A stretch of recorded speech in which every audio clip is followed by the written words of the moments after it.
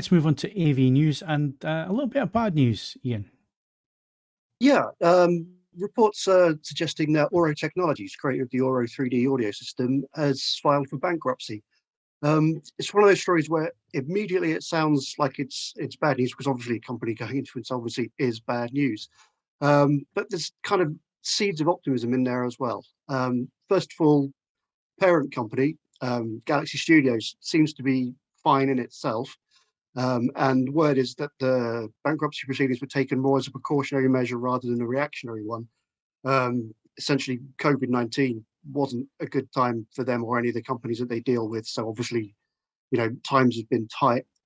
And word is that they're keeping all employees, all patents are being retained, and there's talk of kind of a restructuring process taking place. So whether this will involve a new version of Auro Technologies, whether it will include Auro 3D as a primary product, or whether it's going to have to be moved around, shipped around, or quite exactly what that will entail, we'll have to wait and see. But yeah, I mean, the bad news is, first of all, Auro Technologies does look like it's filing for bankruptcy, but there is optimism that Galaxy Studios will be doing something new with the operations that it possesses. Okay, so I mean, Galaxy Studios is a separate company, so we just need to make that clear. It's Auro 3D, Auro Technologies that's gone insolvent. So Wilfried van Baelen, he's will be well known to some of our audience. He's been in lots of our videos. We actually went out to Galaxy Studios back in 2014 when the format was launching, and I did a full video which you can find on our YouTube channel talking about the technology. So if you're not aware of what Auro 3D is, it's basically an immersive audio format that competes against DTS:X and of course Dolby Atmos. The problem that Auro 3D has always had, in my opinion, is that it was fighting a losing battle against two big giants who had lots of resources behind them and who could take on challengers in that field. And of course, Dolby, everybody knows who Dolby are, a huge company. If you're going to take them on, you need to have a vast investment behind you, and you need to have something genuine technology-wise and so on. They had the genuine technology. Auro 3D was incredibly it had one of those sophisticated. It was sophisticated, and it was sophisticated in a way that it wasn't just a case of having speakers all around the room. They'd actually done a lot of research into what the perfect angles for the speakers were, perfect format, that sound above you is not necessarily where you want sound to be. You get occasional reverb and echoes above your head, but in most respects, it's up until about 60, 70 degrees in terms of where you'll hear overhead effects. And that was the way they set their system up. You had the horizontal plane, just the same as Atmos and DTS:X.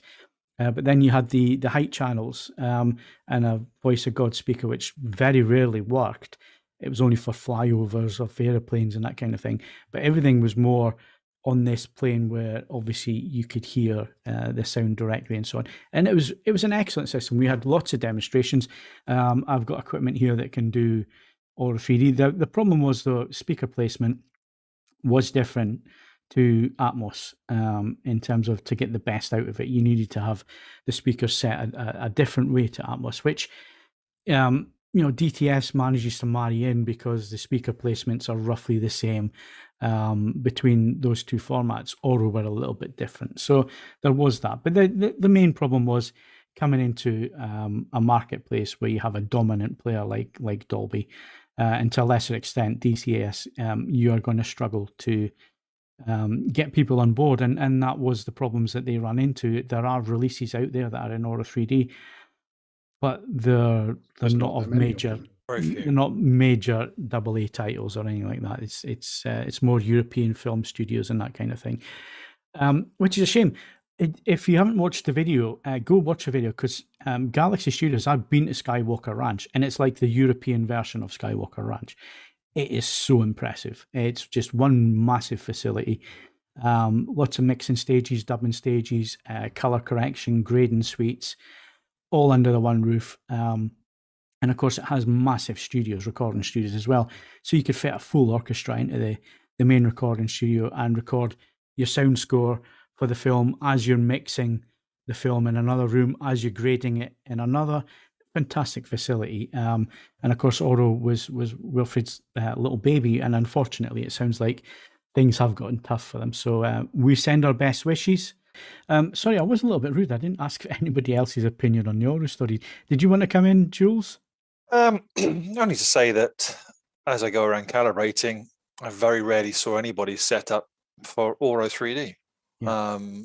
I mean, there's a reflection on the number of titles that were available with that format on that, probably, but it's just such a rare thing. I mean, it's an unfortunate reflection that technological worth, regrettably, is not and rarely ever has been sufficient to gain overall penetration into a market segment. Betamax.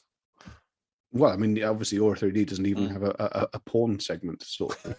So, the odds really were against them. You would have thought that would have been the European angle, wouldn't you? No, unfortunately not. I mean, one of the things that really did impress me with the format is the upmixer.